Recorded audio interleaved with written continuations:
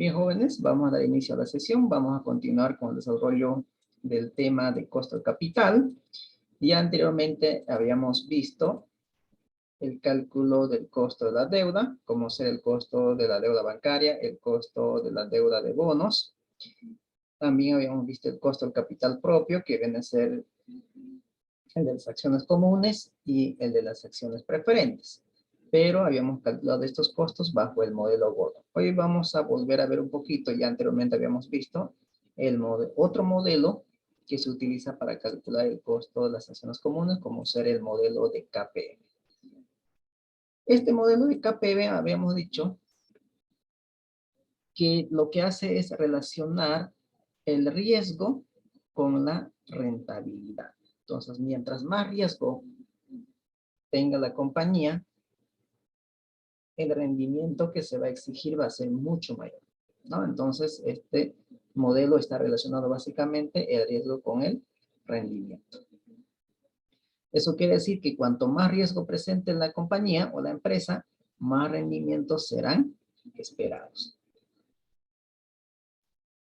En todos los modelos financieros existen una premisa fundamental. Los inversionistas detestan el riesgo. Es decir, son adversos al riesgo. Pero la teoría básica que vincula el riesgo y el rendimiento es que nos dice que a mayor riesgo, la rentabilidad recompensada debe ser mucho mayor, ¿no? Es decir, mientras más riesgo asumamos, la recompensa que esperamos por esa inversión va a ser mucho mayor. Y habíamos visto que para este modelo de KPM hay una variable fundamental que hay que comprender, que es el tema del riesgo.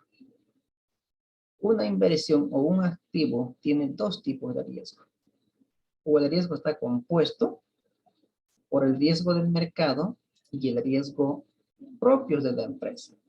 El riesgo del mercado lo conocemos como riesgo sistemático y el riesgo propio de la empresa lo llamamos como riesgo no sistemático o también riesgo diversificado. Entonces, ¿qué es el riesgo diversificable? El riesgo diversificable representa la parte del riesgo de un activo asociado a eventos que sí se pueden minimizar mediante la diversificación. Justamente explicaba en el anterior curso de que no se debe colocar los huevos en una sola canasta, porque si eso ocurre, al caerse la canasta, podrían quebrarse todos los huevos. Si eso lo relacionamos con la inversión, si nosotros invertimos en un solo negocio, si nos va mal en el negocio, posiblemente perdamos todo el capital. Entonces, para evitar eso, para poder minimizar la pérdida de todo el capital, lo que debemos hacer es diversificar esa inversión, es decir, invertir un pequeño porcentaje de la inversión en un activo A, otro porcentaje en un activo B, otro porcentaje en un activo C y otro porcentaje en un activo D. Entonces, mientras más diversificada tengamos nuestras inversiones, las probabilidades de que nuestro capital se deteriore va a ser mucho menor. Es decir, si nos va mal en un activo A, pues lo recuperamos con el activo B, activo C y D, ¿no? Entonces, esa es una de las maneras de diversificar el riesgo, es decir, la manera de cómo nosotros podemos minimizar el riesgo. Y para poder invertir, obviamente, para saber si esa diversificación es óptima, obviamente tenemos que calcular el coeficiente de inversión. O sea, mientras más se acerque a cero el coeficiente, la diversificación va a ser óptima, ¿no? Pero ese es otro tema que seguramente a lo mejor toquemos un poquito más adelante. ¿Estamos?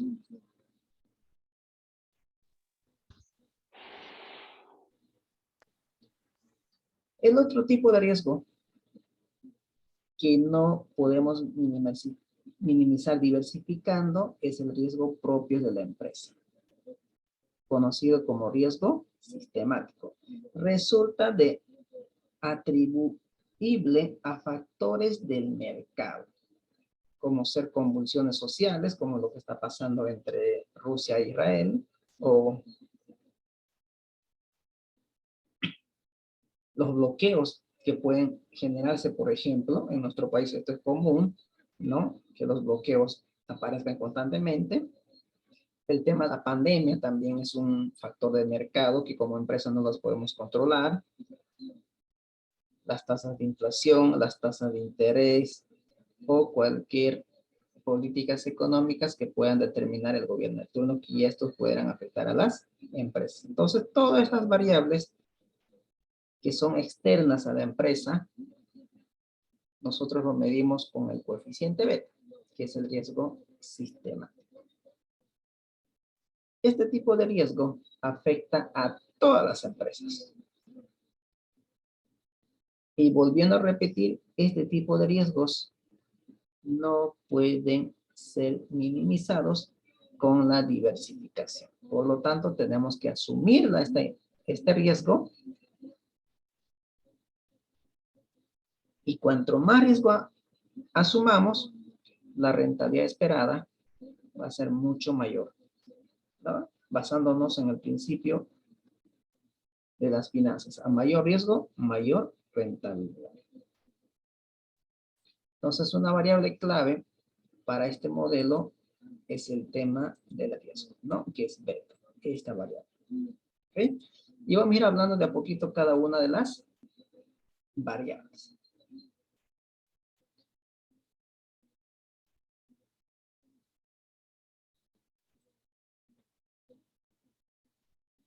Vamos a la primera variable. Fíjense, volviendo hacia atrás un poquito para recordar cuáles son las variables que contiene este modelo. La primera variable es la tasa libre de riesgo. La tasa libre de riesgo. La segunda variable, el riesgo del mercado. La tercera variable, el rendimiento del mercado. Hasta ahí, seguramente lo vamos a ver en los libros. Esto también es la tasa libre de riesgo, que sería exactamente lo mismo que esto, ¿no? Es decir, tres variables. Tasa libre de riesgo, riesgo del mercado y rendimiento del mercado.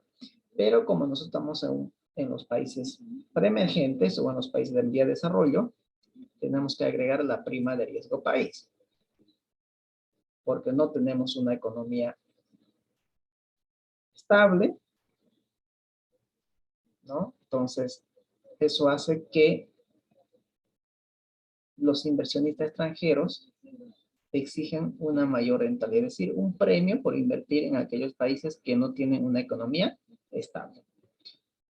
Entonces vamos a empezar hablando de la primera variable que es la tasa libre de riesgo, ¿no? Entonces vámonos con esta variable.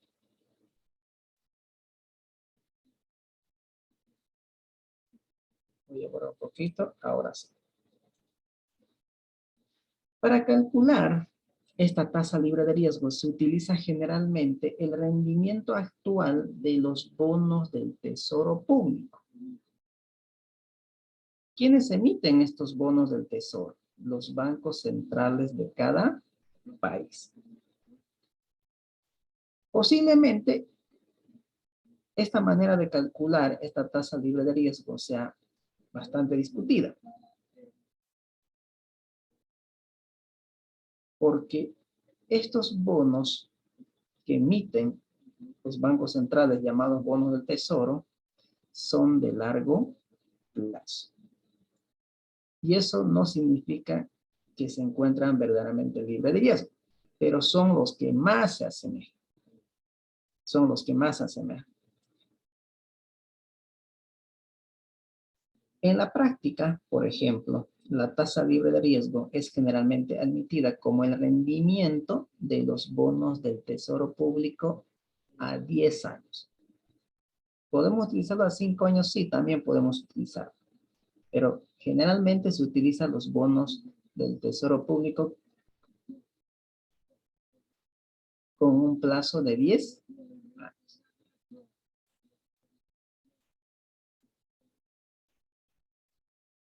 Entonces nosotros vamos a utilizar, por ejemplo, como tasa de referencia de la tasa libre de riesgo, los rendimientos que ofrecen los bonos del Tesoro de los Estados Unidos. ¿Por qué el de los Estados Unidos? ¿Por qué no el de Bolivia? Porque Estados Unidos sigue teniendo una economía bastante estable, cuya moneda es utilizada a nivel mundial, como es el dólar, ¿no? Mientras que nosotros tenemos nuestra moneda local, como es el boliviano, pero simplemente tiene de curso legal dentro del territorio nacional, ¿no? Entonces, como referencia de tasa libre de riesgo, vamos a utilizar los rendimientos que ofrecen los bonos del Tesoro de los Estados Unidos. Por ahí posiblemente alguien dirá, ¿por qué siempre el de Estados Unidos? ¿Por qué no de los otros países, por ejemplo, que tienen calificación de AAA? Porque no olvidemos las calificaciones que tienen cada uno de los países es de acuerdo a la evaluación del cumplimiento de sus obligaciones con el extranjero.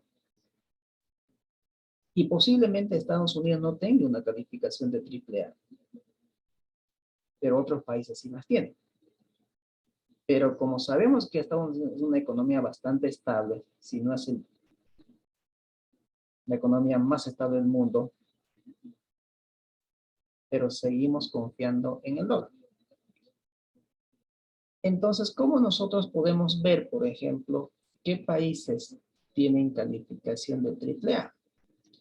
Aquí tenemos un enlace, por ejemplo, si nosotros le damos un clic y nos va a direccionar directamente a las calificaciones que tienen cada uno de los países. Vamos a permitir que nos... Aquí, no sé si ustedes pueden ver.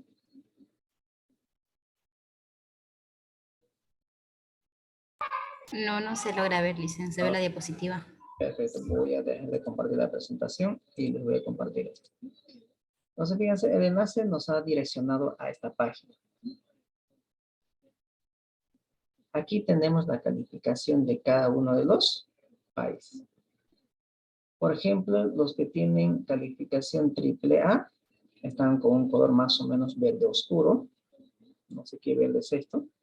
Por ejemplo, Canadá, ¿no? Todo esto es Canadá. Aquí Australia son las calificaciones que tienen AAA. Eso significa que estos países no tienen ningún problema en cumplir sus obligaciones que tienen con el extranjero, es decir, con otros países. No olvidemos que los países pueden emitir bonos.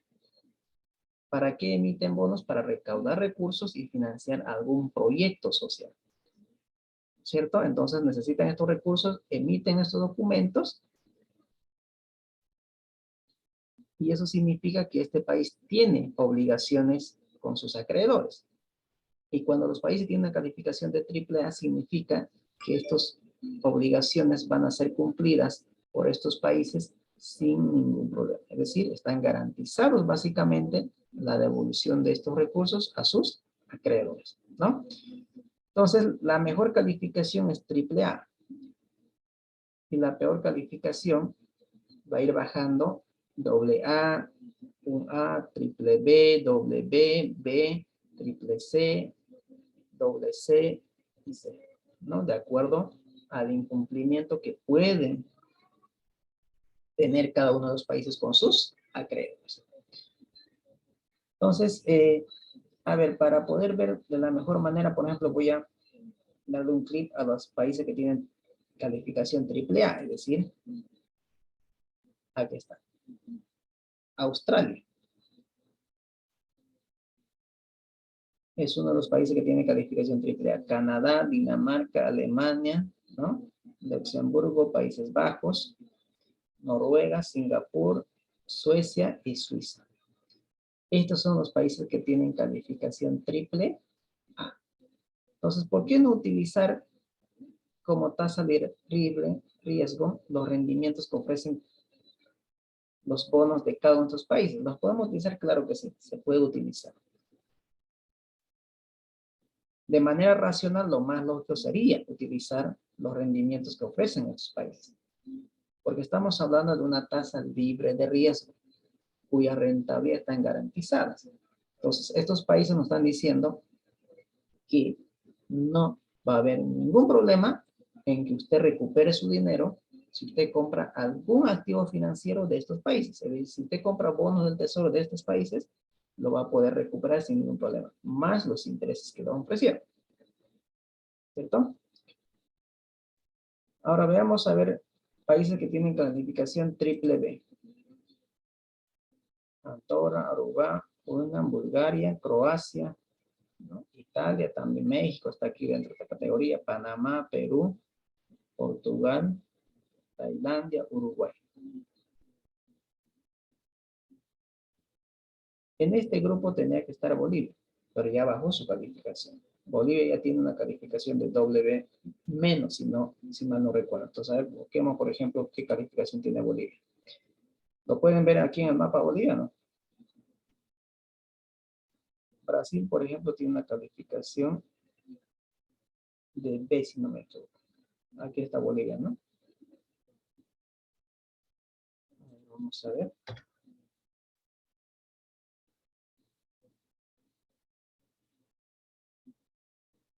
Aquí está Bolivia.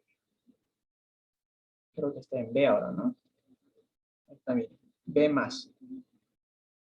Con 270.90 puntos. ¿Quiénes más están dentro de este grupo de los países de Sudamérica? A ver.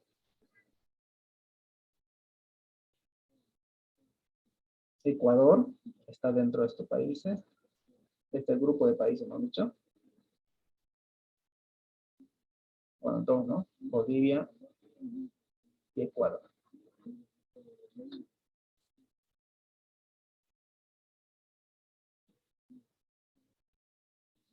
Entonces, como tasa libre de riesgo, utilizamos como referencia los rendimientos que ofrecen los bonos de cada uno de los países. Considerablemente, de manera racional, los rendimientos que ofrecen los bonos de los países con calificación de AAA. Pero en la práctica es muy utilizado los rendimientos que ofrecen los bonos del Tesoro de Estados Unidos.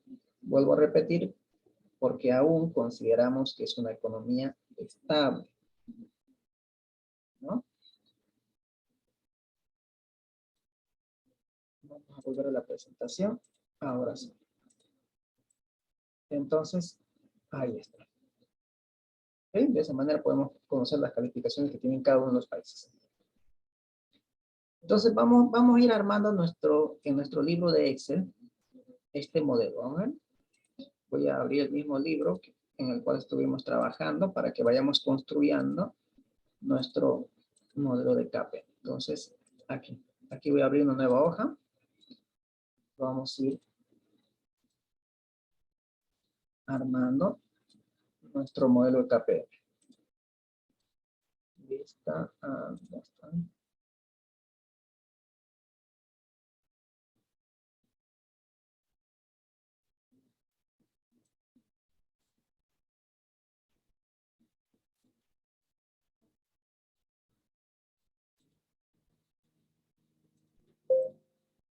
Ahí.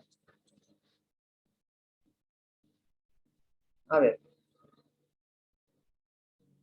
¿qué nos dice el modelo de KPM? El modelo de KPM nos dice que el rendimiento exigido por los accionistas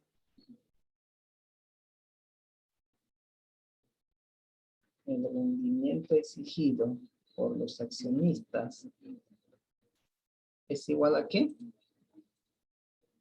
A la tasa libre de riesgo más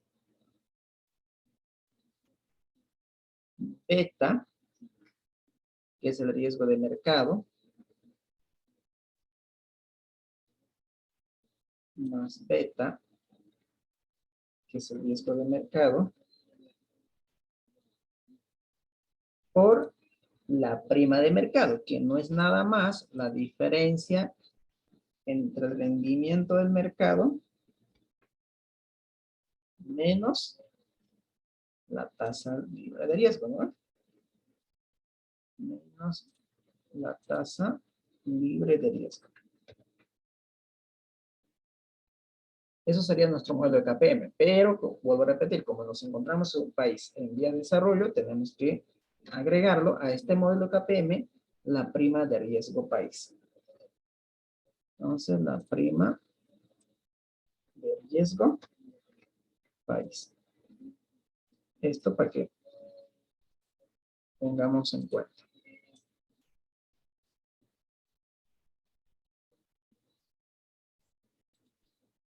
Ahí está. Eso sería nuestro modelo.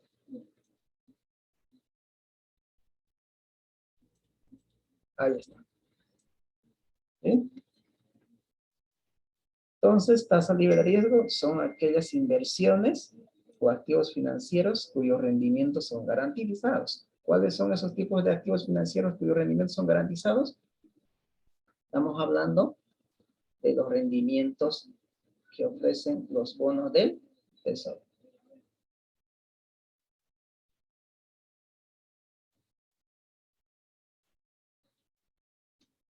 Y habíamos dicho que podemos utilizar como tasa libre de riesgo los rendimientos que ofrecen los bonos del tesoro.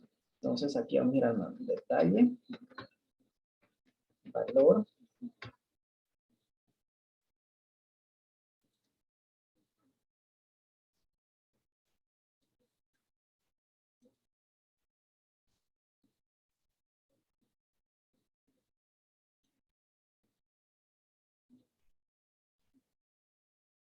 Entonces, con la primera variable. Tasa libre de riesgo. Ahí está. Entonces hemos dicho que vamos a utilizar como tasa libre de riesgo los rendimientos que ofrecen los bonos del tesoro. Entonces vamos a ir a buscar cuál es el rendimiento que está ofreciendo los bonos del tesoro de Estados Unidos. Entonces para ello les voy a compartir. Nos vamos a ir a la página de internet y vamos a entrar a la página de Investing.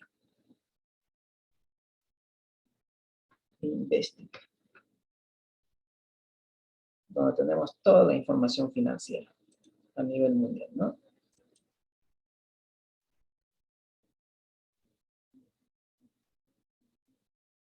Aquí. Vamos a irnos a mercados.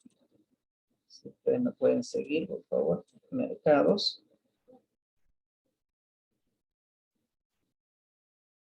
Incluso pueden suscribirse, ¿no? Pueden suscribirse para que les pueda llegar la información. Entonces, fíjense, nos vamos a mercados y nos vamos a renta fija. A renta fija. En renta fija tenemos bonos del Estado, tenemos prima de riesgo, futuros financieros, índice de bonos, cotizaciones forward. En este caso estoy buscando bonos del Tesoro, es decir, bonos de los estados. Entonces, le damos clic en bonos del Tesoro, vamos para que cargue.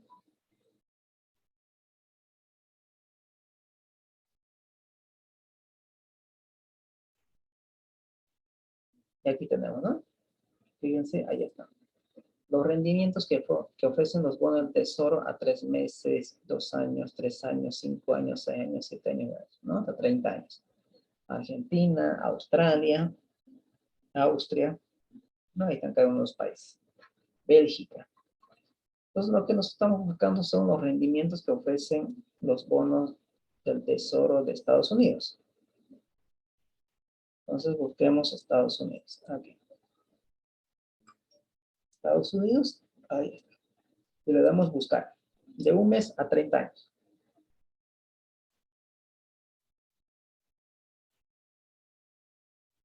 Aquí tenemos el comportamiento actual, fíjense, comparando los rendimientos actuales que ofrecen nuestros bonos de hace 1 mes y hace 1 año, ¿no? El rendimiento actual, por ejemplo, estaba en 3% hace 30 años, hoy está en 1.22%, ¿no? Y aquí podemos ver nosotros eso. Entonces vamos a utilizar los rendimientos que ofrecen los bonos del Tesoro a 5 años. Vamos a ver esto. Aquí está. Fíjense, si usted compra un activo financiero llamado bonos que emite Estados Unidos, usted va a recibir una rentabilidad de 2.7855% por un plazo de 5 años, ¿no? Tenemos de 7 años, tenemos de 10 años, que es 2.828, tenemos de 20 años y 30 años. Entonces, fíjense, mientras más largo sea el plazo, el riesgo es mayor, la rentabilidad es mayor. Pero vuelvo a repetir, estos rendimientos son considerados, este tipo de activos financieros son considerados libres de riesgo. ¿Por qué razón? Justamente lo explicaba en la anterior clase, porque los bancos centrales simplemente tienen una función de... ¿Cuál es la función del Banco Central?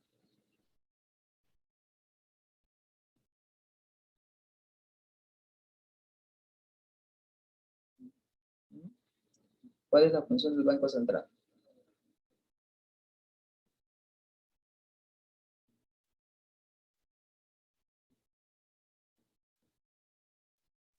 Administrar el dinero del país. Ya. En sí, resguardarlo. Sería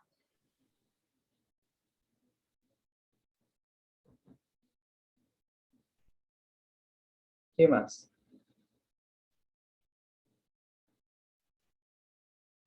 mantener la estabilidad de nuestra liquidez, por ejemplo. Ya, de la moneda local.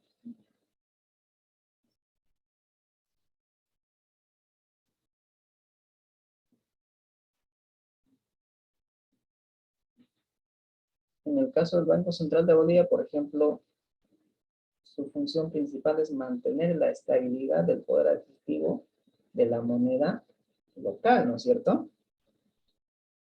Es decir, tener una estabilidad económica, controlar la tasa de inflación. Para ello tiene dos políticas, la política monetaria y la política fiscal. Esa es su función. Regular, ¿no? Regular al sistema financiero. ¿Ok? Entonces, como tienen la única función,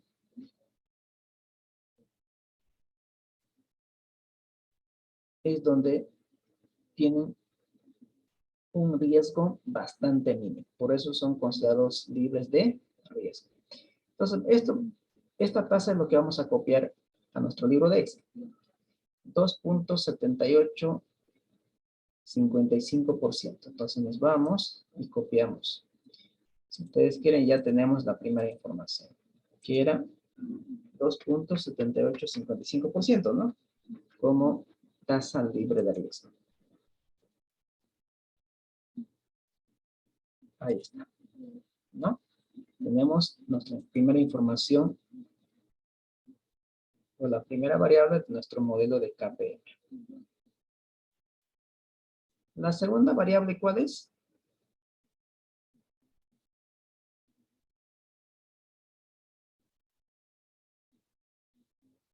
Beta, ¿no? La otra es la prima de riesgo mercado. Vayamos con la prima de riesgo de mercado. Vayamos con este primero. La tasa prima de riesgo de mercado es la diferencia entre el rendimiento del mercado menos la tasa de riesgo. Es decir, uno puede invertir en los activos financieros que emiten los bancos centrales, como ser los bonos del tesoro, pero cuyos rendimientos son bastante mínimos, son bastante bajos, y nosotros queremos una rentabilidad mayor. Entonces otra alternativa de invertir sería en el mercado. En el mercado, es decir, comprar una acción de alguna compañía ya establecida, comprar algún título valor llamado bonos de alguna empresa que ya está establecida, que esté queriendo obtener recursos para financiar alguna inversión o operación. Entonces podemos comprar estos activos financieros. Entonces invertir en el mercado. Entonces, la prima de riesgo de mercado es una medida de riesgo histórica. Es decir, calculada como el rendimiento histórico esperado del mercado menos la tasa libre de riesgo. Es decir, la diferencia que hay entre el rendimiento de mercado menos la tasa libre de riesgo. Es el premio que uno recibe por salir de una inversión segura como ser la tasa libre de riesgo. ¿Vamos? Entonces, ¿cómo podemos obtener nosotros esta tasa de rendimiento de mercado? Entonces nos vamos a ir nuevamente a la página de internet. Esta vez vamos a ingresar a la página Yahoo Finance.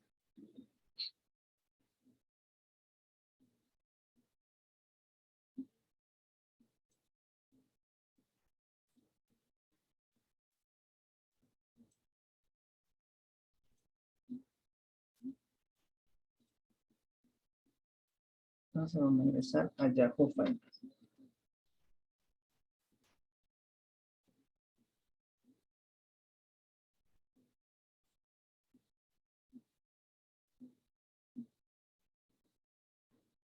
Entonces también esta es una página web donde también podemos obtener información financiera de todos los índices de las compañías, de las empresas más grandes del mundo. Es decir, las cotizaciones de las acciones de las compañías más grandes que cotizan en la bolsa de Nueva York, en la bolsa de Londres, de Chicago, etcétera, etcétera. ¿No? Entonces vamos a entrar, por ejemplo, a un índice bursátil que se llama Standard Poor's 500.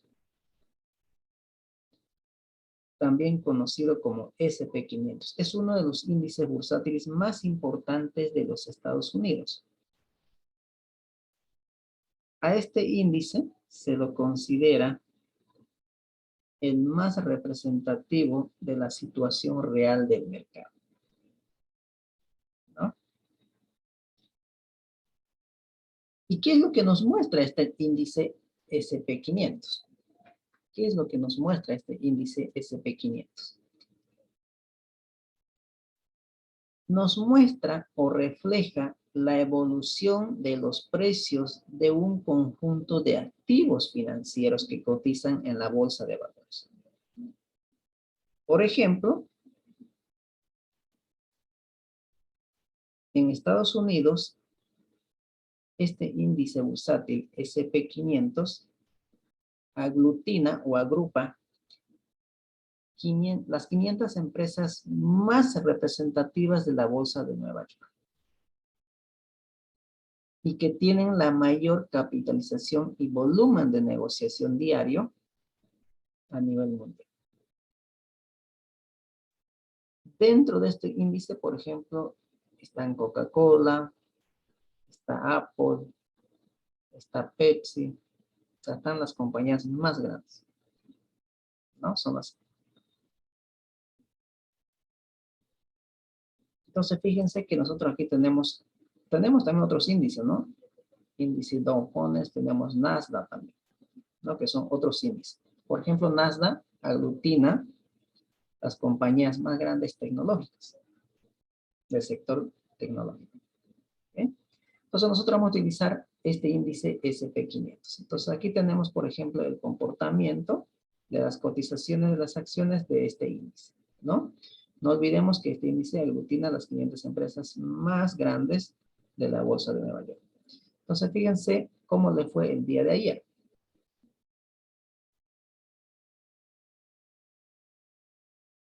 No le fue tan bien, ¿no? Fíjense, inició con un precio de 4.452 y terminó cerrando con 4.392.59. Entonces, fíjense que no lo fue en el último día también a esta compañía. Bueno, en este caso a este índice, ¿no?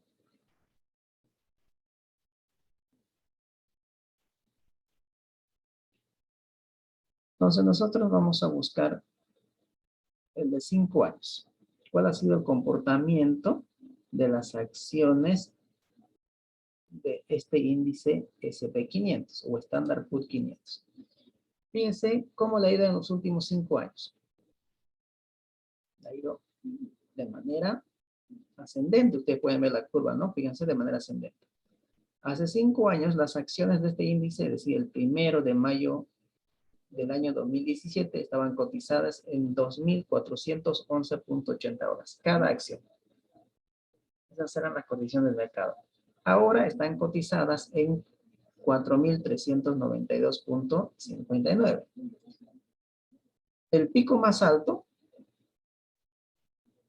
está cotizada en 4.766.18. Y esto era el 1 de diciembre del 2021, es decir, el último mes del año 2021. Esa era su mejor cotización de las acciones de este índice. ¿Okay? Entonces, vamos a calcular nosotros. Me ayudan con esto. Fíjense, hace 5 años estaban cotizadas en 2.411.80. Entonces, eso lo vamos a llevar a nuestro libro de Excel.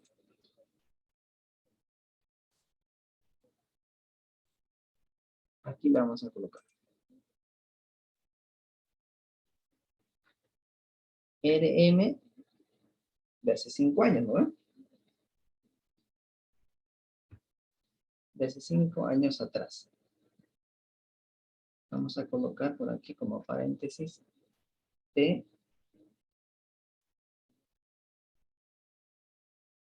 menos 1.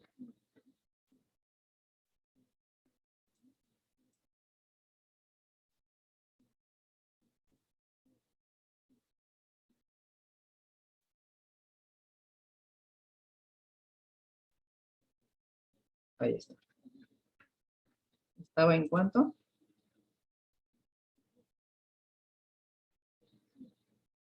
2.411.80. 2.411.80. Ese era el precio de las acciones de este índice hace 5 años atrás. Hoy están cotizadas ¿en cuánto? En 4.392.52. 4.392.52, ¿no? Punto 59. Ahí está. Ese es el precio actual. ¿Okay? Ahora, lo que yo quiero calcular es el rendimiento.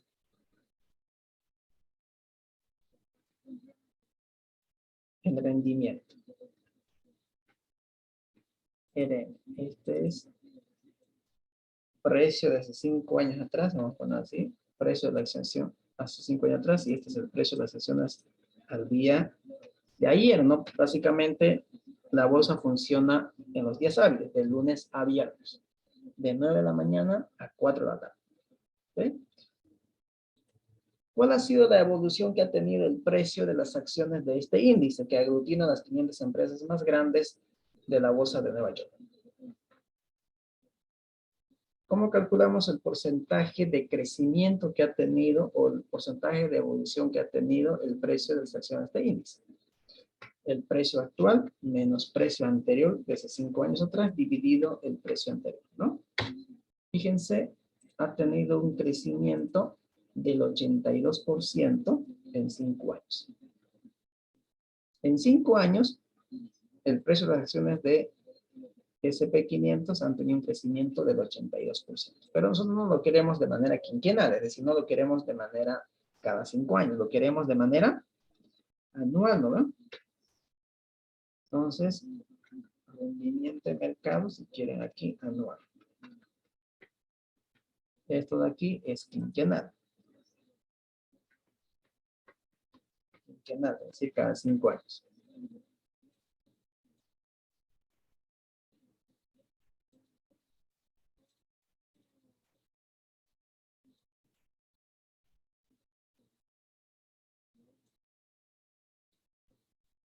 Ahí está. ¿Cómo podríamos calcular esto? Esto lo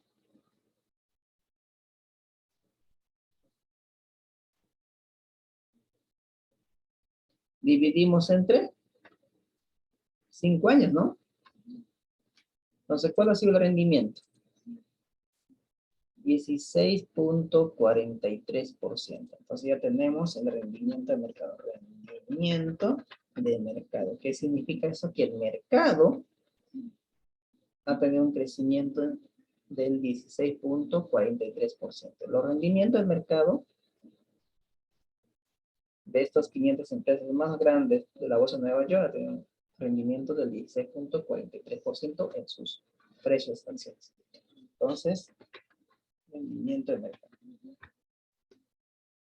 Miren.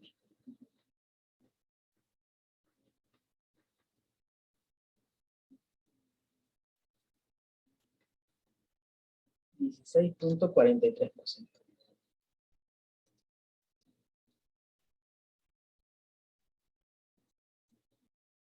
Vamos a quitar los decimales para que no se vea mucho. ¿Está bien? Ahí está. Entonces, fíjense, ya tenemos rendimiento de mercado, tenemos tasa libre de riesgo. ¿Qué nos falta? El riesgo del mercado, beta. Esto es la sensibilidad, que no le bueno, vamos a decir sensibilidad, empresa, mercado.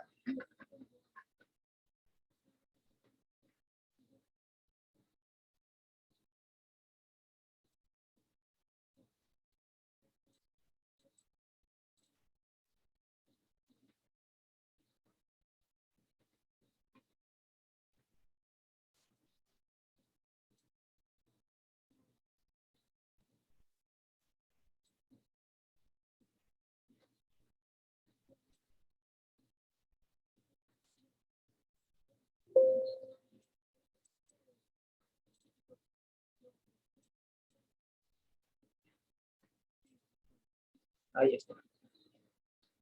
Que es la rentabilidad del mercado. Entonces, veamos esto.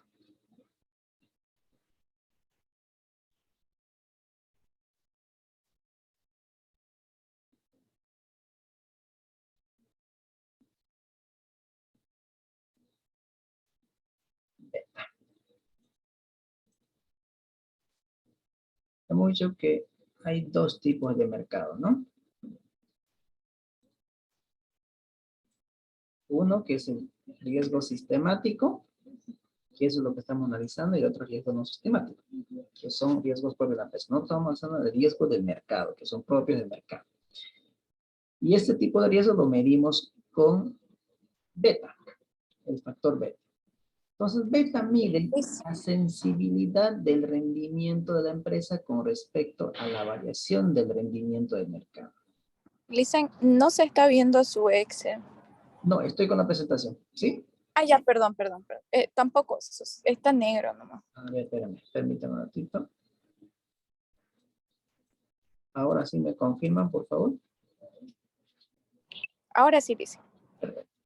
Entonces, la otra variable que hay que tomar en cuenta para este modelo KPM es beta, donde les decía que beta mide la sensibilidad del rendimiento de la empresa con respecto a la variación del mercado. Y este factor beta puede tener tres valores. Puede ser mayor a 1, puede ser menor a 1 y puede ser igual a 1. ¿Qué significa si beta fuera mayor a 1? Nos dice que el rendimiento de la compañía varía en mayor proporción al rendimiento del mercado. ¿Qué significa eso? Que el activo que estamos evaluando, es decir, la compañía que estamos evaluando, es más riesgoso que el mercado.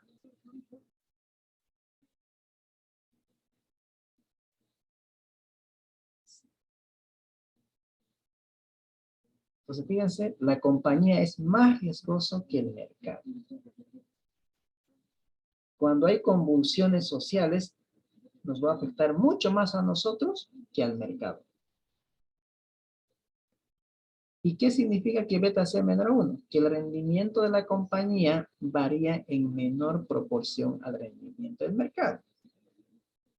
Esto significa que la compañía es menos riesgoso que el mercado.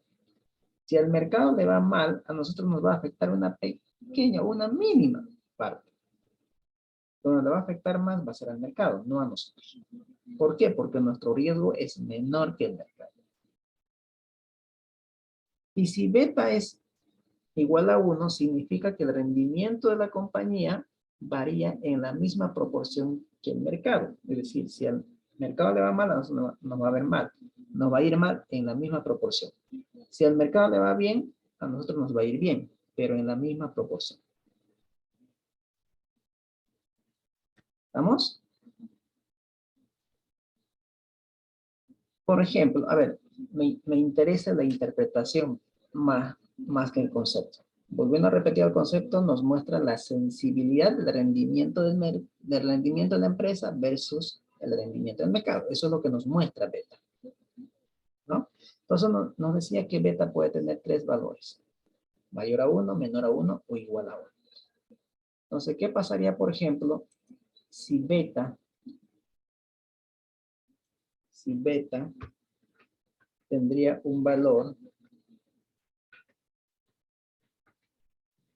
igual de 1.5%? ¿Cómo podríamos interpretar?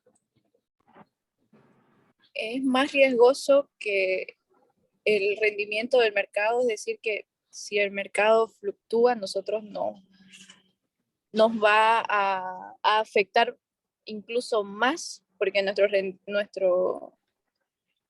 riesgo es mayor al del mercado. Ya. Muy bien. Es decir, nosotros somos más riesgosos en 1.5 veces más que el mercado. ¿Qué significa eso? El del mercado siempre, el riesgo es 1, ¿no? Siempre es 1. Y nuestro beta de nosotros es 1.5. Eso significa que si nosotros restamos, por ejemplo, si nosotros restamos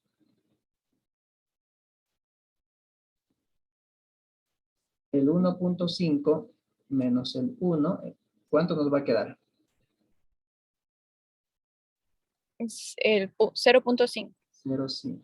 ¿Correcto? Si lo multiplicamos por 100, vamos a tener 50%. Entonces, esto significa que nuestra compañía tiene 50% más de riesgo que el mercado. Nuestra compañía tiene 50% de riesgo más que el mercado. 1.5 veces más. ¿Qué significa eso? Por ejemplo, si el rendimiento del mercado se incrementa en un 10%, es decir, 1 por 10% aquí va a ser 10%. ¿No ven? Y nosotros tenemos que multiplicar por el 10%. Es decir, si el mercado se incrementa su rentabilidad en 10%, nuestra compañía debería aumentar ¿en cuánto? En 15%. ¿Por qué? Porque a mayor riesgo, mayor rentabilidad. Porque nosotros somos los que más asumimos riesgo. Entonces, el efecto va a ser mucho mayor para nosotros. Pero si el mercado disminuye en 5% su rentabilidad, pues la disminución de la rentabilidad va a ser en 5% del mercado. ¿Y nosotros va a ser en cuánto? A ver, multiplique 1.5 por 5. 8%.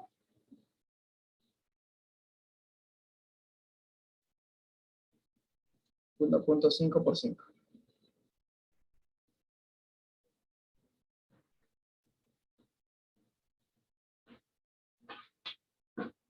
8, ¿no?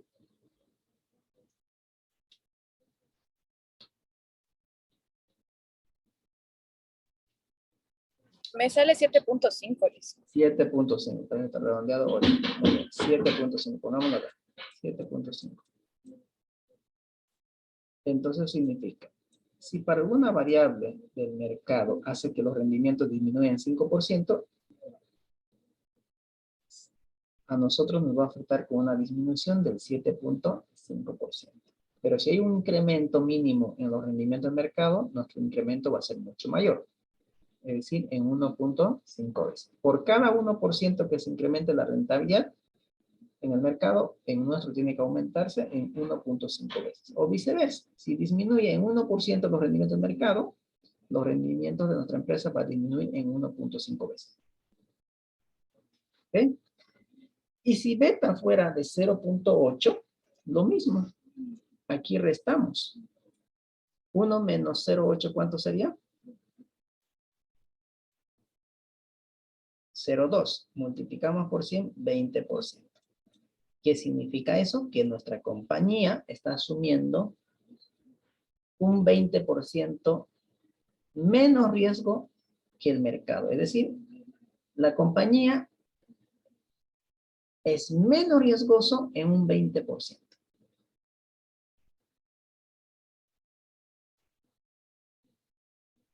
Es 20% menos riesgoso que el mercado. La compañía es 20% menos riesgoso que el mercado. ¿Ok? ¿Y eso qué significa? Si nosotros lo ponemos valores, por ejemplo, si el mercado, como en este caso, se incrementa una rentabilidad en un 10%, lo nuestro, ¿en cuánto se va a incrementar? A ver, 0.8 por 10. ¿Cuánto sale?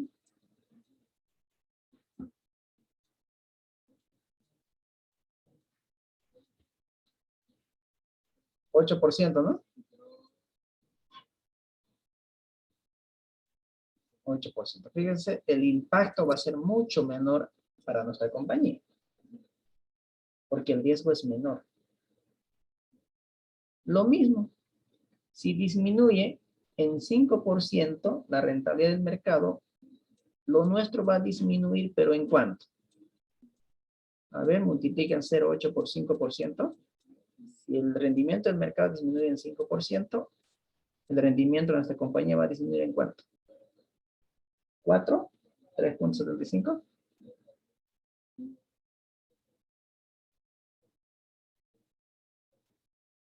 4, 0,4. 4%. 0,04. 0,04. Está bien, ¿no? 0.8 por 5. Sí, 0,04, sí. El impacto es menor a nuestra compañía que al del mercado, ya sea de manera positiva o negativa. Cuando beta es menor a 1. Y cuando beta mayor es a 1, el que nos afecta más es a la compañía y no hacia el mercado. Si usted quiere,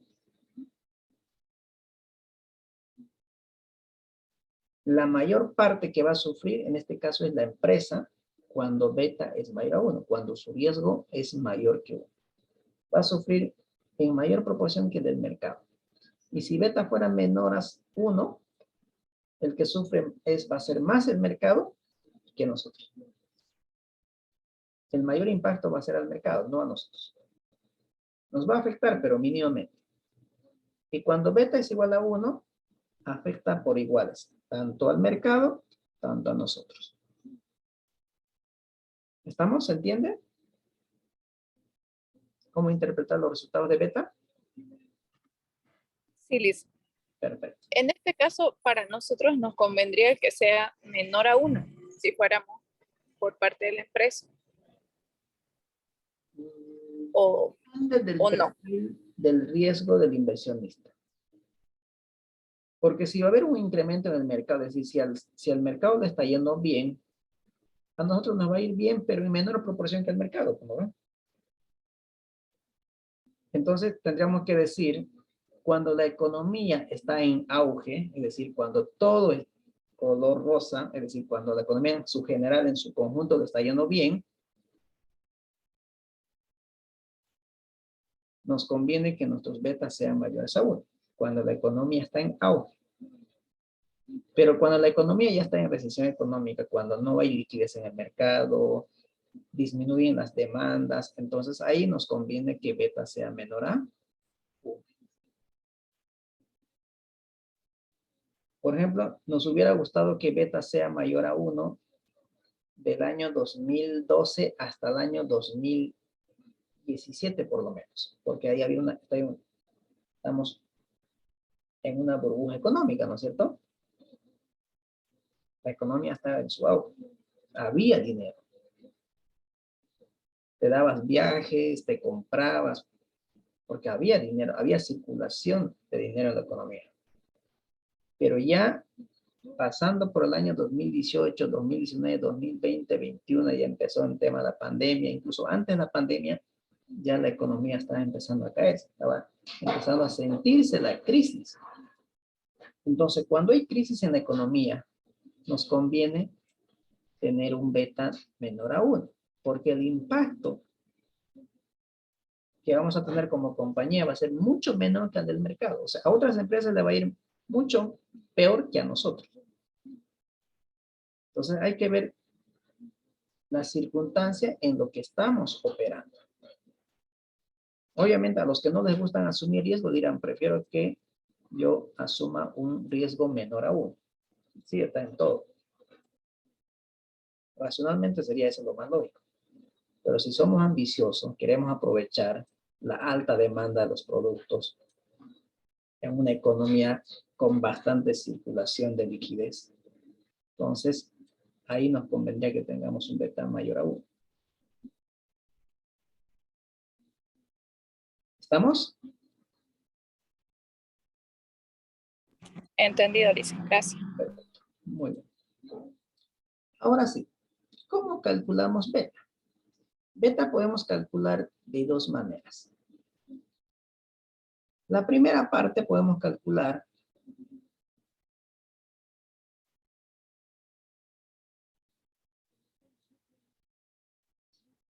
dividiendo entre la covarianza del rendimiento del activo versus el rendimiento de mercado, dividido entre la varianza del mercado. Entonces, beta es la relación que hay entre la covarianza del rendimiento del activo versus el rendimiento del mercado, dividido entre la varianza. O también podemos calcularlo, el coeficiente de correlación multiplicado por el riesgo del activo, riesgos propios de la empresa, del activo, dividido entre el riesgo propio del mercado. Entonces, fíjense, en ambos casos utilizamos estadística. Covarianza es una medida estadística. Varianza es una medida estadística. Coeficiente de correlación es una medida estadística. Riesgo del activo como el riesgo del mercado es una medida estadística. Entonces, fíjense, aquí utilizamos herramientas estadísticas para calcular el riesgo del mercado. Yo les decía que el riesgo no sistemático, el riesgo diversificable, se puede minimizar o la diversificación sea favorable y óptima es cuando el coeficiente de correlación sea negativo. ¿Qué significa eso? Que no debemos invertir nosotros en los mismos activos. Es decir, si yo estoy invirtiendo en una industria del sector de bebidas, la otra inversión debe ser en otro sector, no debe ser en las mismas bebidas, porque estamos hablando de la misma industria. Podríamos invertir en, qué sé yo, en el sector hidrocarburos, en el sector de inmuebles, etcétera. O sea, diversificar inversión significa que no debemos invertir en los mismos sectores. ¿Estamos? Y una buena diversificación o una diversificación óptima es cuando tengamos un coeficiente de correlación negativa. Que tengan una relación inversa. Si le va mal a uno, pues al otro le va a ir bien. Si nos va mal en este negocio, pues en el otro negocio nos va a ir bien. Pero si invertimos en ambos sectores, en el mismo sector, en la misma industria, pues si nos va a ir mal, nos va a ir mal en ambos. De eso se trata la diversificación. Entonces, invertir en aquellas inversiones cuyo coeficiente de correlación sea negativa, es decir, sea inversa. ¿Okay? Bien, entonces ya sabemos cómo determinar beta, cómo se calcula beta. Pero también, gracias a un profesor de una universidad de Estados Unidos, de Damodaran, podemos obtener esta información, porque él ya no los hace el cálculo, nos los entrega una plantilla donde ya están hechos los cálculos de estos coeficientes beta, es decir, por sector, por industria. Entonces vamos a ir a este enlace y vamos a obtener esa información. Después vamos a calcular más adelante cómo se calcula, utilizando obviamente esta ecuación que lo tenemos planteado. Después vamos a aprender a calcular. Pero también, como les digo, lo podemos obtener y esa información de esta página. Gracias a este profesor Damodaran que ya nos proporciona esa información. Entonces nos vamos a ir a esta página y les voy a compartir esto.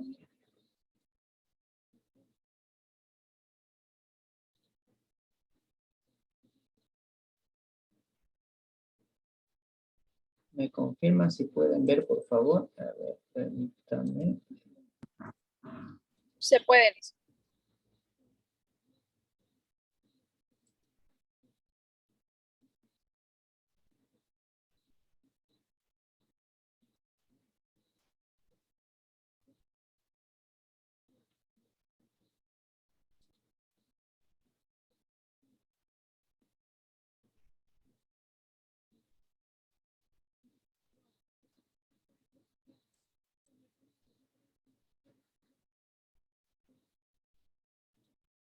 A ver, permítanme. Pero no puedo.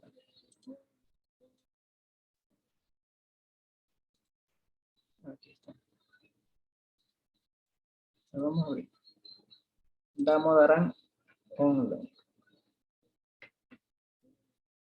Damodaran online. Este es el profesor Aswan Damodaran, ¿no? Es el que nos proporciona toda la información.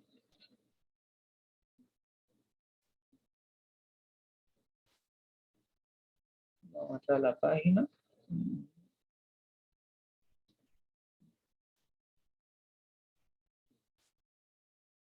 Online.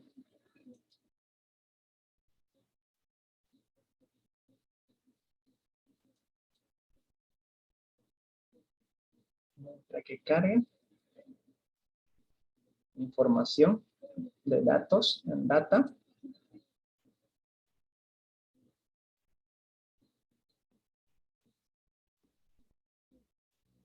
Datos del mercado.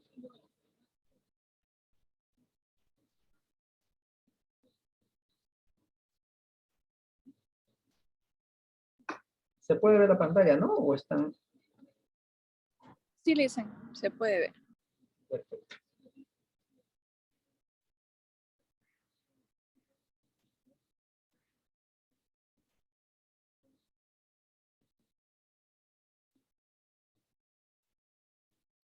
Entonces nos vamos a datos nuevamente, ¿no? A datos.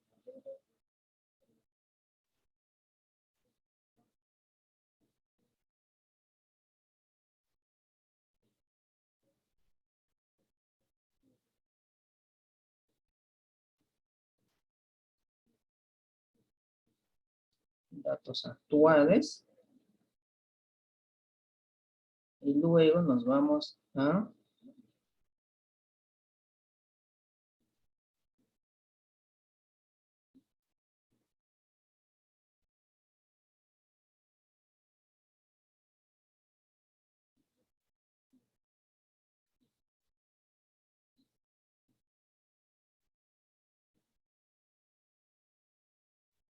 tasas de riesgo. O tasa de descuento que le llaman también, ¿no?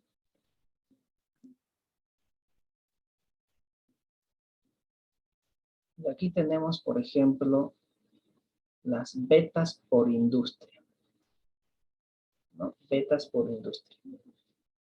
Tenemos betas por industria de Estados Unidos, tenemos de Europa, no sé si ustedes pueden ver aquí, por ejemplo, tenemos de Estados Unidos, ¿no? Betas por industria. Estados Unidos, tenemos Europa, tenemos Japón, tenemos los países emergentes, tenemos también de China, India y del mercado. Entonces vamos a abrir betas de los países emergentes, es decir, el mercado emergente. Nosotros estamos dentro del país emergente. Entonces, nos vamos ahí y ustedes podrán ver que nos está descargando un libro de Excel por aquí. Y lo vamos a abrir este libro de Excel. Vamos a abrir, no sé si pueden verlo.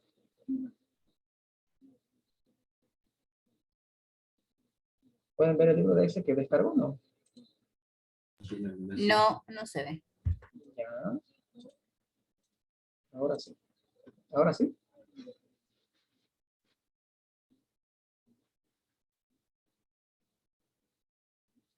Ahora ya pueden ver, ¿no?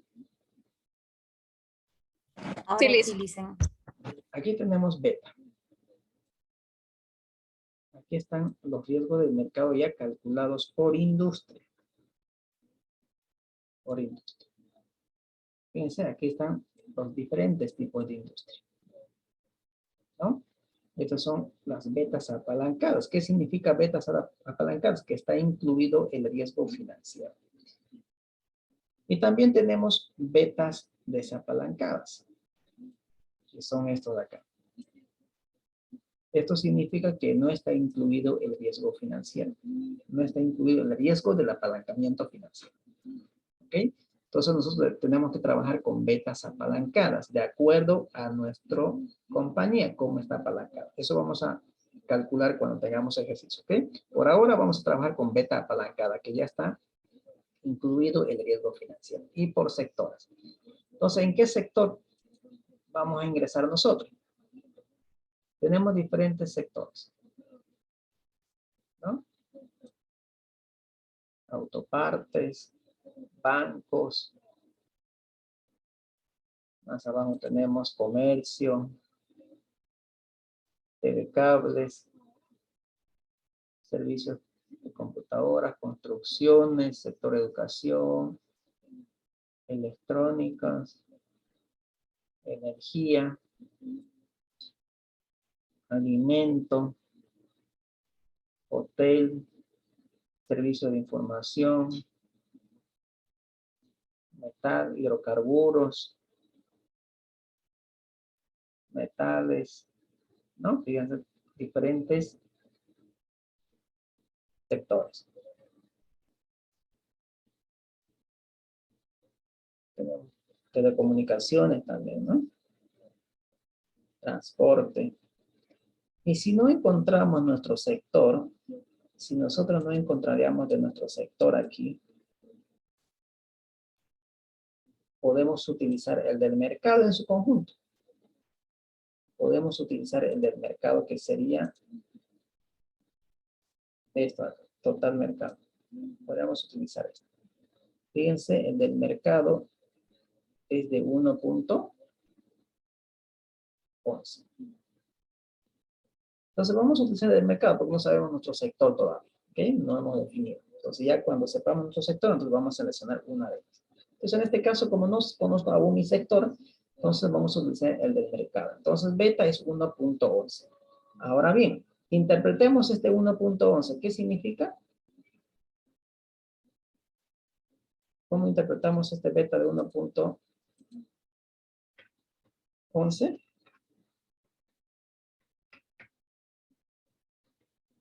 Tenemos que restar el -1, ¿no? El beta del mercado, ¿no ven?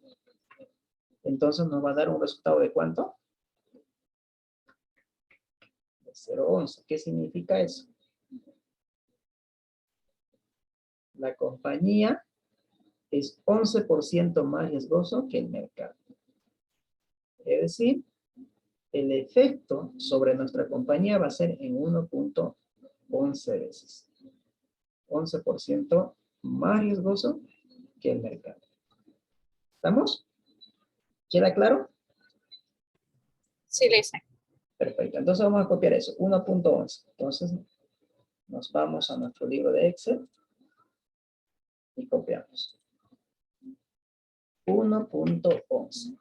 Esto no es en términos porcentuales, por si acaso. Esto se mide en veces. ¿Ok? En veces. Ya con eso puedo calcular mi costo del capital propio. Entonces,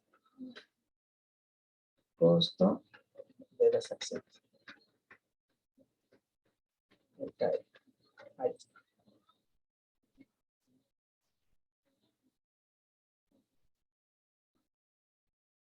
Va a ser igual a ¿qué?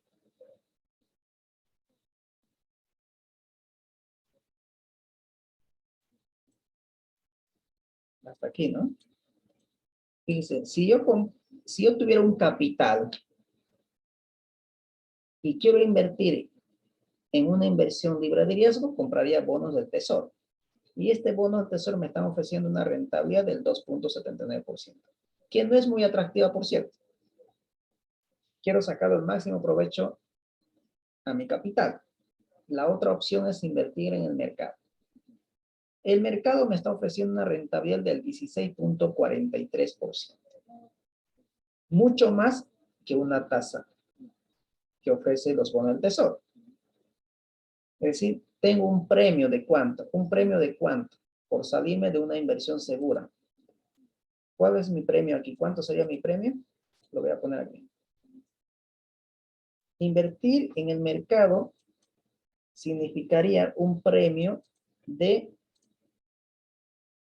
13.64%. Ese sería el premio que estaría recibiendo por salir de una inversión segura, que es en un bono del tesoro para invertir en el mercado. Pero si queremos invertir en una compañía en específica, cuya compañía tiene un riesgo de 1.11, entonces eso significa el premio que yo voy a recibir por salir de una inversión segura tiene que multiplicarse por 1.11 veces por el riesgo. Entonces, eso es lo que yo multiplico por el riesgo. Entonces, ahora vamos a hacer la lógica entonces. Dice, esto es lo que yo recibiría si yo invierto en los bonos del Tesoro de Estados Unidos. Pero no voy a invertir en los bonos del Tesoro. Voy a invertir en una compañía, cuya compañía tiene un riesgo de 1.11 veces. Entonces tengo que recibir una rentabilidad adicional de 1.11 veces al premio que me está dando el mercado, que sería la diferencia, ¿no? Entre rendimiento de mercado menos la tasa libre de riesgo. Entonces, esta compañía me está ofreciendo una rentabilidad del 17.93%. 17.93% más de lo que me está ofreciendo el mercado y mucho más de lo que me está ofreciendo los bonos del tesoro. ¿Estamos? Entonces, en otras palabras, esta es la rentabilidad mínima que yo debo exigir a esta compañía. Esa es la rentabilidad mínima que yo debo exigir a la compañía, según al riesgo que estoy asumiendo, que es de 1.11 veces. ¿Queda claro hasta ahí? Sí, listo. Perfecto. Ahora bien, eso es si yo estaría invirtiendo en los países en los países desarrollados, como ser Europa, Estados Unidos, Asia, ¿no? Pero nosotros lamentablemente nos encontramos en Latinoamérica, donde no tenemos una economía desarrollada. Estamos todavía dentro de los países preemergentes. Entonces, ¿qué tenemos que hacer? Para atraer inversiones extranjeras, tengo que premiarlo. Y esto es lo que se llama la prima de riesgo país. Entonces vamos a agregar a este costo de las acciones la prima de riesgo país, que sería esta partecita.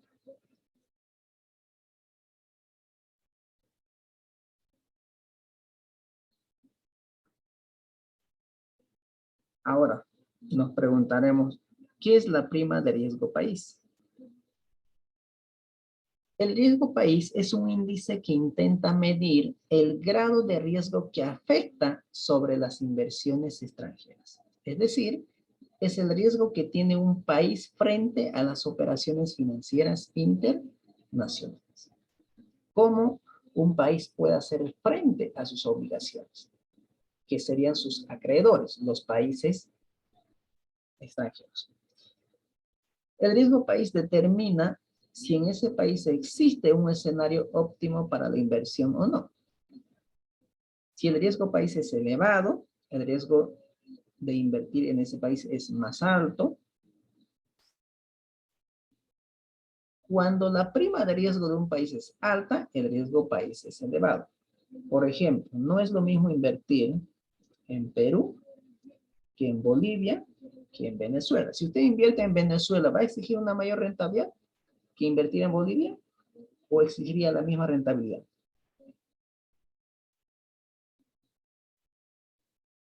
¿Qué dicen ustedes? Si usted tiene un capital de $1 millón, quiere llevar su inversión, quiere invertir o mantener su inversión en Bolivia, la otra opción es invertir en Perú, la otra opción es invertir en Venezuela. ¿Exigiría la misma rentabilidad, sea cual sea el país de inversión? No. ¿Dónde exigiría una mayor rentabilidad? ¿En Bolivia, Perú, Venezuela? Podría ser en Venezuela porque sería el país más riesgoso para hacer una inversión. En Bolivia actualmente también es riesgoso por la situación del país, ¿no? Porque usted ha visto que la tasa de desempleo ha subido demasiado, como muy de golpe, y los sueldos han bajado y ya no le temen a la ley. O sea, es algo que también afecta el riesgo del país, ¿no? Bien, entonces, si Venezuela quiere atraer inversionistas extranjeros, tiene que dar un mayor premio. ¿Cierto? Entonces, si usted quiere invertir en Venezuela, va a exigir una mayor rentabilidad porque sabe los conflictos que está atravesando Venezuela. Sabe los problemas internos que tiene Venezuela. Lo mismo pasaría en Bolivia, lo mismo pasaría en Perú y lo mismo pasaría en Estados Unidos. Entonces, cada uno de los países tiene una calificación de riesgo. De acuerdo a las obligaciones de cumplimiento que tiene con sus acreedores que son del exterior. ¿Okay?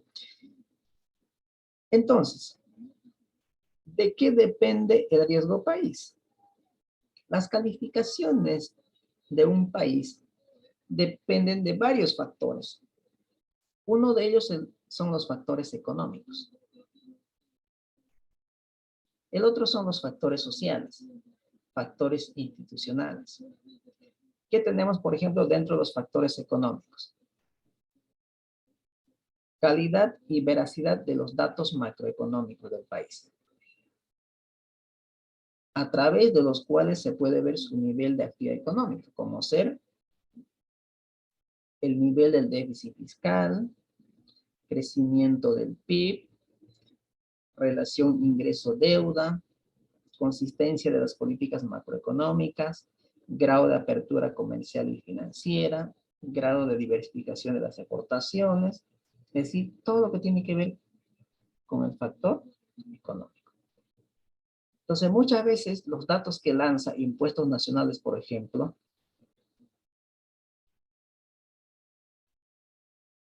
no son creíbles, ¿no es cierto? Muchos datos que lanza el INE tampoco son creíbles. Por ejemplo, ya se está hablando del tema de que esta gestión va a haber doble aguinaldo. Y ustedes saben muy bien, para que haya doble aguinaldo, el PIB, la tasa de crecimiento del PIB del país tiene que superar el 4.5%. Entonces, estos datos que lanza INE normalmente son cuestionados, ¿no? Son cuestionados. Entonces, un factor que tiene que ver para tener una calificación son estas variables, factores económicos. También los factores sociales, el nivel democrático de las instituciones de los gobiernos. ¿Cómo es que eligen a sus gobernantes? Y aquí tiene que ver, por ejemplo, los conflictos sociales, los bloqueos, paros, presiones políticas de un bando a otro. Entonces, todo eso se evalúa al momento de dar una calificación a un país.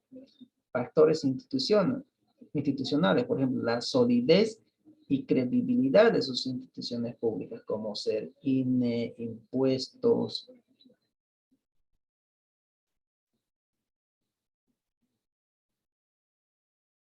Tienen que mostrar una estabilidad jurídica y tributaria.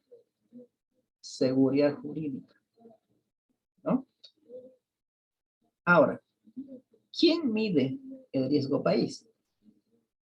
¿Quiénes otorgan esta calificación de riesgo país? Existen diferentes formas de cálculo de este indicador, porque hay diferentes agencias o instituciones que realizan esta calificación. ¿Cuáles son estas instituciones principales? Está Moody's, está Standard Poor's y está Fitch Ratings. Entonces, son compañías internacionales que son encargadas de otorgar esta calificación de acuerdo a los factores que ya hemos mencionado: factor económico, factor social y factores institucionales. ¿Y cómo afecta esta calificación a un país? A la hora de invertir se debe poner la balanza, el riesgo y la rentabilidad. Se debe evaluar el equilibrio entre el riesgo y la rentabilidad. Si el riesgo país es alto, significa que el dinero de los inversionistas corre un alto riesgo de pérdida. Es por ello que la única forma de incentivar las inversiones es compensar con una mayor rentabilidad. Es decir, para atraer inversionistas es compensando con una mayor rentabilidad.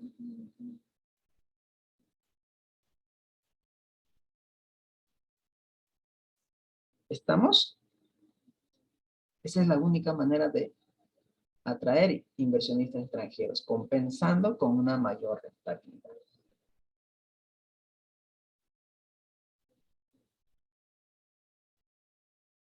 Ahora, ¿cómo nosotros podemos determinar la prima de riesgo país? Es decir, ¿cuál va a ser el premio que vamos a ofrecer para atraer inversionistas extranjeros?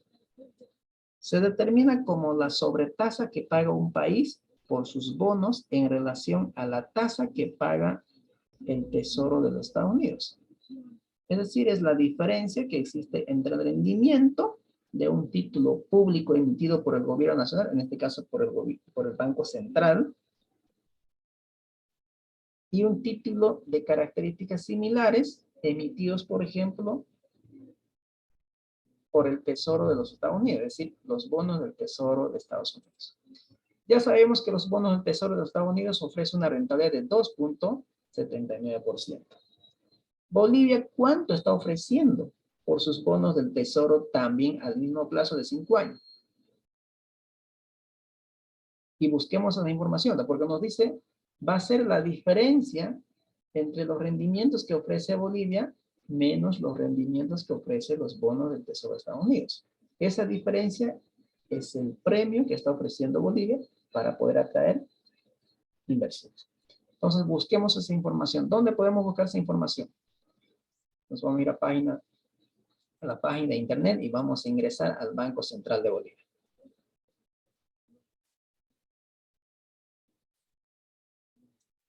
¿Me confirman si se puede ver la pantalla? Sí, Licen. Entonces entremos a la página del Banco Central de Bolivia.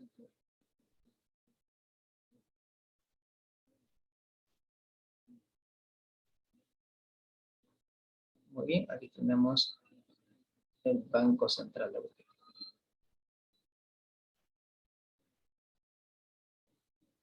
Tenemos un montón de informaciones, ¿no? Normativas, estadísticas económicas.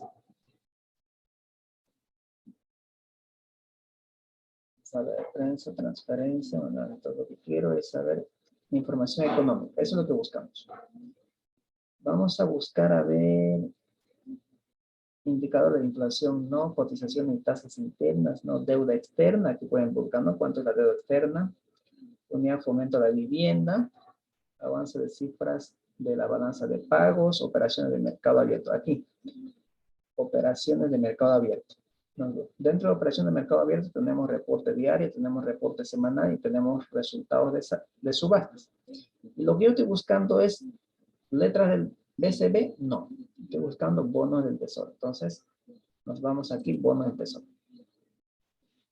Y aquí tenemos, por ejemplo, los bonos del tesoro del 14 de abril de 2022. Vamos a abrirlo, esta PDF que ustedes pueden ver. Lo vamos a abrir y ahí tenemos los rendimientos del bono del tesoro. No sé a qué plazos. Aquí.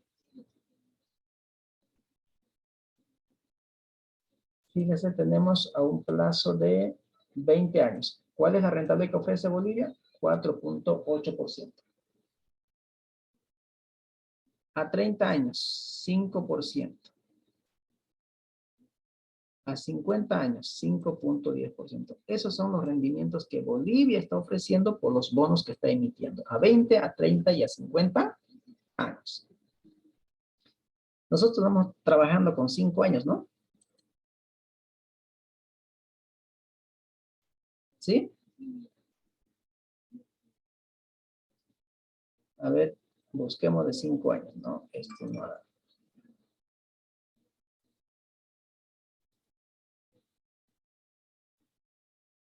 ver, vamos a abrir. 20 y 50. Estamos en la misma. 20, 30 y 50. Seguimos con las mismas. Vamos a ir cerrando esto. Por lo menos que sea 10 años. Tenemos que ir buscando ahí, ¿no?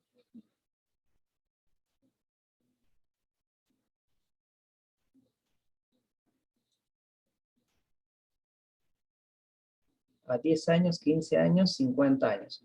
Trabajemos con 10 años, ¿ok? Hay que ir buscando, ¿no? Hay que ir buscando de 5 años. Entonces, acá vamos a trabajar con 10 años.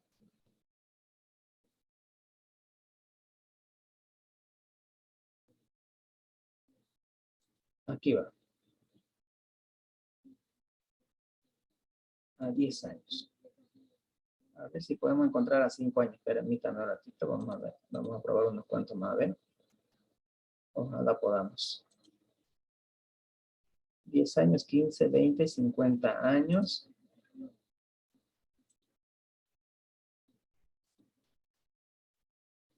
15, 20, 30, 50. 50 años.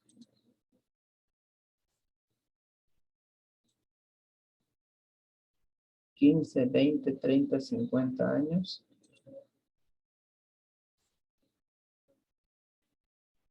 15, 20, 30 y 50, ¿no? Tengo que ir buscando uno por uno, pero vamos a trabajar con los 10 años, ¿les parece? 10 años. Fíjense, el rendimiento que está ofreciendo Bolivia por los bonos del Tesoro a 10 años es de 3.20%. Entonces, llevamos esa información a nuestro libro de Excel. 3.20 años. 3.20%, ¿no? Ahí está. Entonces, ponemos por aquí. Rendimientos que está ofreciendo Bolivia.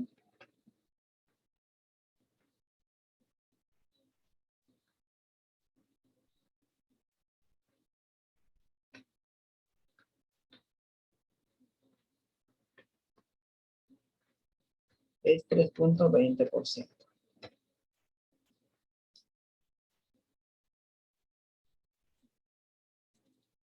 Estados Unidos, ¿cuánto está ofreciendo?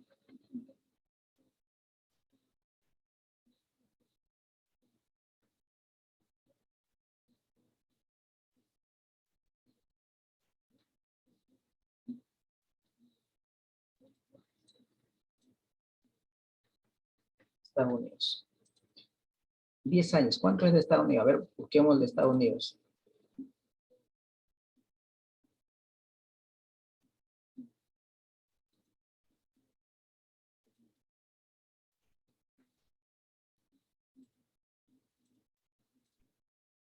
De Estados Unidos, a ver. El que sí tenemos es de 5 años, ¿no? Vamos a buscar el de 10 años.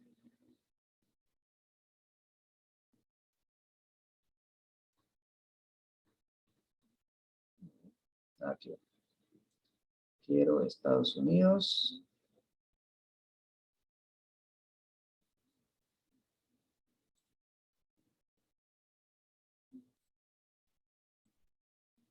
a 10 años. Es de 2.828. No sé si ustedes pueden verlo esa parte. Aquí, ¿no? 2.828. Entonces, 2.828. Volvemos al libro de Excel. 2.828%. Ahí está. Entonces, fíjense, Bolivia ofrece 3.20% de rendimiento y Estados Unidos ofrece 2.83. Entonces, nos dice que la prima de riesgo país va a ser la diferencia. Entonces, el riesgo país, RP, va a ser igual la diferencia, que es 3.2 menos 2.83. Es decir, Bolivia está ofreciendo un premio adicional de 0.37% para atraer inversión extranjera. Entonces, aquí lo colocamos riesgo país. RP.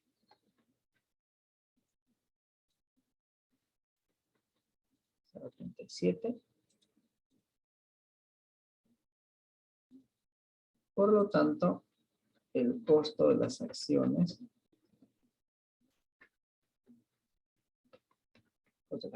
comunes por el modelo KPM sería igual a ¿cuánto?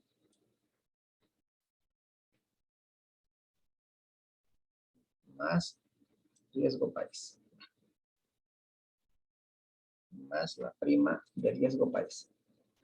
Estamos hablando de un 18.30%. Entonces, eso sería nuestro costo del dinero del capital propio para el caso de Bolivia. ¿Estamos? ¿Queda claro cómo hemos ido obteniendo estas informaciones para nuestro modelo de KPM?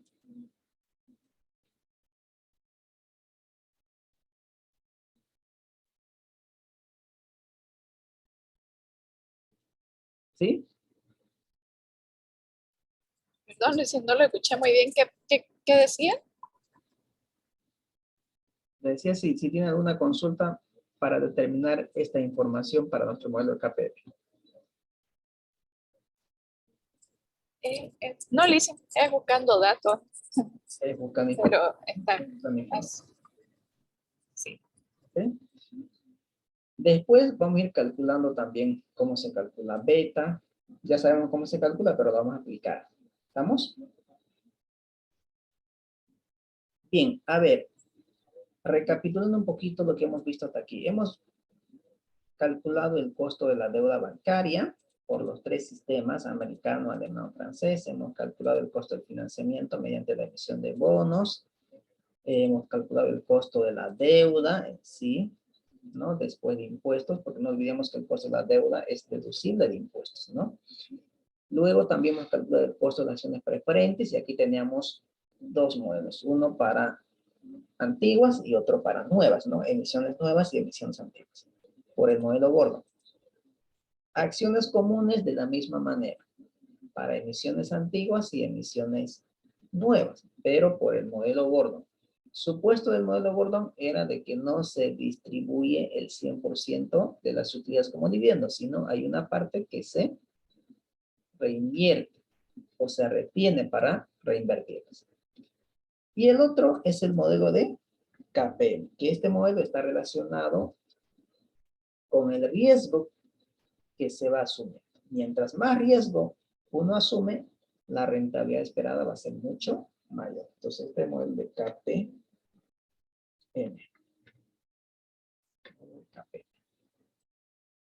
¿Sí? Este modelo tiene, en este caso hemos trabajado con 4 variables. Tasa libre de riesgo, que son los bonos del tesoro que emiten cada uno de los países, cuyos rendimientos son las tasas libres de riesgo. Luego el riesgo del mercado, que son propios del mercado. Luego tenemos el rendimiento de mercado del sector. Y tenemos también la prima de riesgo país.